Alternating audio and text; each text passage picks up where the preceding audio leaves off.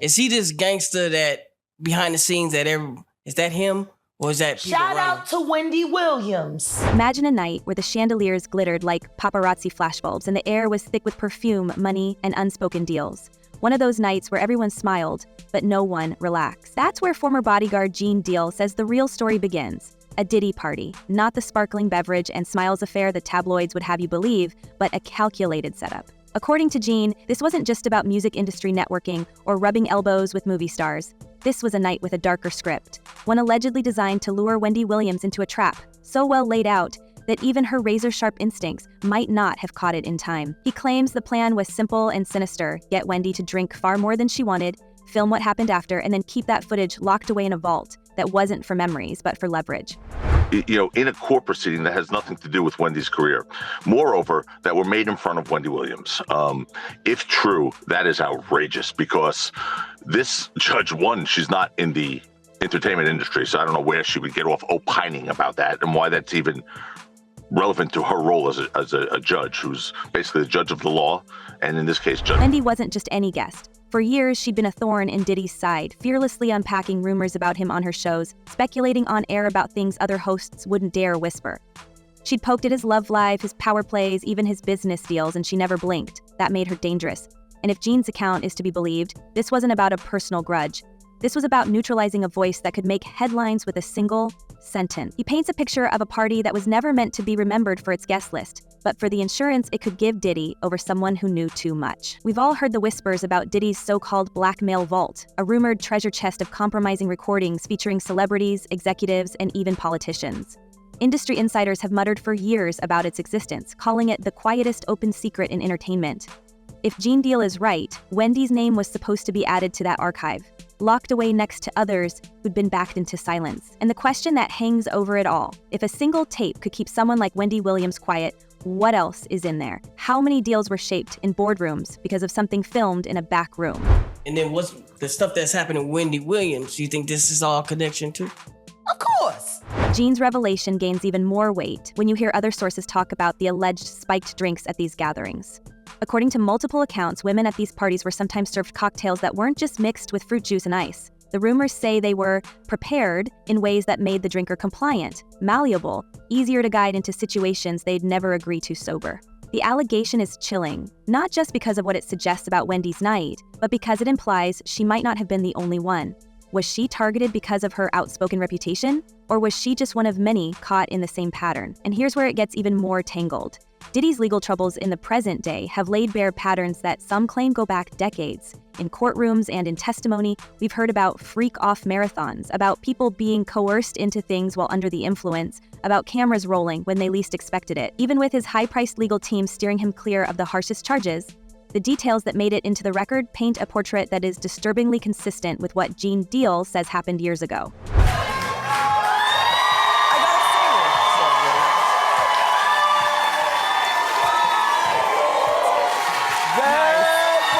By the time Wendy's clashes with Diddy had moved from whispered radio gossip to daytime TV sparring, their history was already littered with bad blood.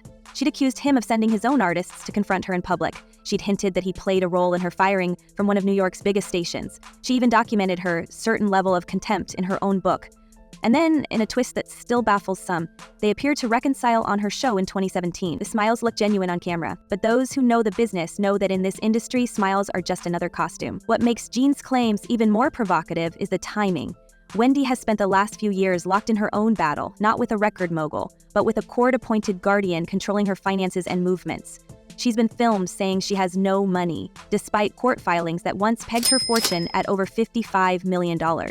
Friends allege that her accounts were suddenly empty after the guardianship began. It's a fight that has left her isolated and in moments visibly distressed, even tossing a handwritten plea for help from her apartment window.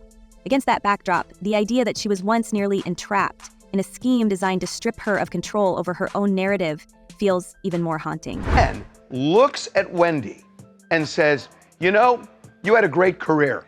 Your career is over. It is never coming back. You're done.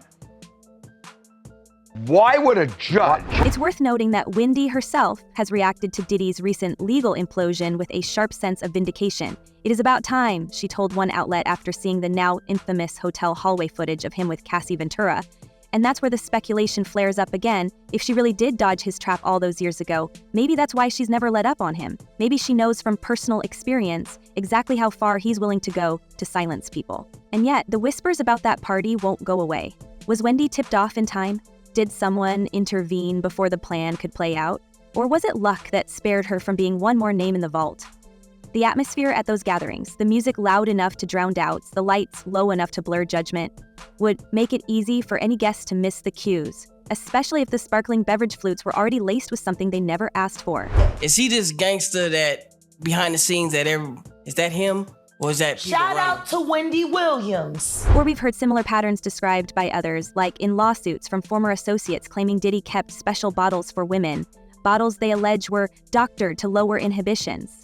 These aren't strangers making these claims, they're people who worked in his orbit, who saw how the guest list and the cameras all fit together like moving parts in a well-rehearsed production. Whether those claims will ever be proven in court is another story, but they hang in the air, heavy and unshakable. If Gene Deal's version is even halfway true, then that night wasn't just a party, it was an operation. And that opens up an even darker question. If the same tactics were used on others, how many have stayed quiet because they knew the consequences of speaking out? How many deals, betrayals, and sudden career implosions trace back to a clip sitting in that mysterious vault? And how many lives has Diddy's empire quietly dismantled in the shadows to make sure its secrets never see the light? And I can't figure out, why is there a gag order in this case? That Wendy can't talk about her circumstances? Why is the judge doing it? That aside, there is something that's even way, way bigger. Years later, the image of Wendy leaning out of that fifth-floor window, waving her arms and tossing a desperate handwritten note to the street below feels like more than just a cry for help. It feels like the closing act of a long war. She called it prison in her own words, describing a life micromanaged under a guardianship she never wanted, unable to walk outside without permission, her finances locked away from her reach. Could this be the cost of standing toe-to-toe with a man as connected and relentless as Diddy? We've seen her call him out for decades, shrug off intimidation, and keep speaking. But here she was, cut off from the world, claiming she had no money, despite friends swearing they saw accounts holding tens of millions only months before.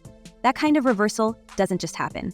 At least not without someone, somewhere, pulling strings. The judge in the guardianship read Alex Finney the riot act, threatened her, and said, "You're talking," making an accusation that she's talking to the media, and if you continue doing it, I'm going to do this to you, I'm going to do that to you. There is a gag order in this case. I can tell you that the judge has scared a lot of people in this case. Her feud with Diddy has always been about more than personal jabs. It's a story about control. The control to dictate who gets to speak, who gets to work, and who disappears from the spotlight entirely. Back in the radio days, Wendy made a career out of questioning the untouchables, and Diddy was at the top of that list. Industry veterans still talk about how quickly doors closed for her after certain on-air comments, how suddenly station management turned cold. And now, after all these years, she's in a fight to convince the public and a judge that she's still capable of managing her own life. If she's telling the truth about passing every cognitive test with flying colors, then what exactly is keeping her in that locked-down memory unit? While Wendy has been battling her own confinement, Diddy has been walking his own tightrope in court, facing the reality of an October sentencing after being convicted of transporting people for paid encounters. He's been moving fast to rebrand himself as a changed man. We've seen the headlines about him joining therapy sessions, signing up for rehabilitation programs, even tackling a curriculum designed to address violence toward women. On paper, it's a redemption arc, but to those who followed his career, it reads like another meticulously staged performance, a calculated PR move to soften the edges before the judge makes a decision. They once worked together a long time ago. They're not friends now. They don't like each other. And yeah, 50 has taken every shot, especially when Diddy has been down. This is where the contrast between the two becomes impossible to ignore. Wendy, who has no say over her own bank accounts, is fighting to prove she's in control of her life. Diddy, who's been accused in open court of orchestrating long-running schemes involving manipulation, coercion, and hidden recordings, is free to curate his own image, shaking hands with counselors and smiling for carefully timed photos. The same man who once allegedly threatened to cut off a major radio station's access to music over a personal grudge now wants us to believe he's a student of personal growth. Is this rehabilitation, or is it the same strategy he's used for years? Control the narrative before it controls you. Behind the glamour of red carpets and glossy magazine covers lies an unspoken hierarchy, where those at the very top dictate not just careers, but the very stories the public consumes. In this system, someone like Diddy isn't just an artist or entrepreneur, he's a gatekeeper. His alleged tactics reach beyond personal vendettas, extending into the control of airplay, the shaping of headlines, and the quiet removal of stories before they ever reach print. When wealth is paired with the ability to decide who gets exposure and who gets erased, the playing field isn't just tilted, it's practically vertical. So that's just competitive energy. Competitiveness. All right, so you and Diddy, you and Puff cool? No, I don't really rock with him. Okay, like that. damn, all right. I didn't know what that meant. Okay. Then. All right, okay. We've seen it before in whispers about powerful figures buying out negative coverage, but in Diddy's case, insiders claim the pressure was far more direct. Industry sources talk about music executives being warned that granting interviews to certain journalists would cost them valuable promotional slots. Others recall publicists quietly steering their clients away from shows or publications that refuse to play along. It's not just about rewarding loyalty, it's about ensuring that no one, anywhere, can freely challenge the narrative without paying a price. The machinery enabling this kind of dominance is vast. Media outlets, dependent on access to big-name talent, sometimes choose survival over truth, shelving investigations that could jeopardize future exclusives. Legal teams step in as silencers, leveraging Indiaz and the threat of drawn-out litigation to deter anyone from coming forward. Even entertainment networks aware of the ratings a controversial guest might bring will often bow to backroom pressure if it means staying in the good graces of someone who can make or break an entire season's lineup. Trump pardoning Diddy will create another Epstein for him. It would be a nightmare. And last and certainly not least, the GOP is already struggling with female voters. And they're not all lefties. There are young conservative women who aren't in love with Trump or MAGA. There are. And this will not help. It's very clear. We all saw the videotape of him beating the hell out of Cassandra. This creates a feedback loop where fear becomes as effective a tool as money. If executives know that one phone call could cut off a valuable revenue stream, they'll think twice before greenlighting a risky story. For journalists, it's not just about losing an interview, it's about being iced out of the entire industry, branded as someone difficult or untrustworthy. And for potential whistleblowers, the stakes are even higher as they weigh the value of speaking out against the likelihood of being discredited, sued, or quietly blacklisted. The result is a kind of curated silence where only certain truths are allowed to surface, and even those arrive carefully packaged to limit the damage. In that light, it's easier to understand why some of the most explosive allegations against Diddy have taken decades to emerge, and why they've often come from people with nothing left to lose. When control of the narrative becomes as valuable as control of the music charts, we're no longer just talking about personal reputation management. We're talking about an entire media ecosystem bending itself to protect the powerful at all costs. Look at Diddy, for instance. Let's take a look at him. Let's take a look at, he has videos. He has videos of the parties. Now, what I've heard, which I don't know how much of it is in mainstream media, I don't really follow the story that much, but what I've heard from friends that are attorneys, friends of mine that have represented me before, agents and so on, is there's a bidding war going on. The testimonies that have emerged against him paint a picture far less polished. Women have stood in court and described being pressured into multi-day freak-off sessions, their accounts filled with details about substances they never consented to, cameras they didn't expect, and the looming threat of footage being used against them if they didn't comply again. Cassie Ventura's story is already public. The surveillance clip of her in that hotel hallway is burned into the cultural memory, but she isn't the only one. An anonymous witness told jurors about being struck, choked, and then pushed into a staged encounter for Diddy's entertainment. These accounts are eerily consistent with the whispers about that party Wendy allegedly attended, right down to the role of recording devices. And now the list of accusations keeps growing. Lawsuits from former associates claim Diddy kept certain bottles for women, bottles allegedly mixed with substances to make them more agreeable. These insiders say filming wasn't a rare occurrence, it was part of the routine. Some even allege that threats weren't just for those in front of the camera. People behind the scenes, the ones tasked with setting up these situations, faced their own intimidation if they refused to play along. The question hanging over it all is just how deep this archive goes, and who else might be in it. Did you ever have the opportunity where you got invited and you said no to it? Hell yeah. What was the consequences when you said no? Puffy invited me for weeks, asking me to come and teach him how to, wanted me to be his acting coach for a while. Go there and he's sitting around just looking. I'm like, okay, what's the material you want to work on? He's just looking. It's hard not to see the broader implications. If a single mogul can wield that much influence over music stations, over party guest lists, over careers, how many others in entertainment are operating the same way, just better at hiding it? Hollywood has long been accused of protecting its own, wrapping scandals in NDAs and payoffs until they fade from the headlines. But Diddy's case is cutting through that curtain. The mix of criminal charges, civil suits, leaked footage, and old grudges coming to light feels less like isolated drama and more like the start of an industry-wide unmasking.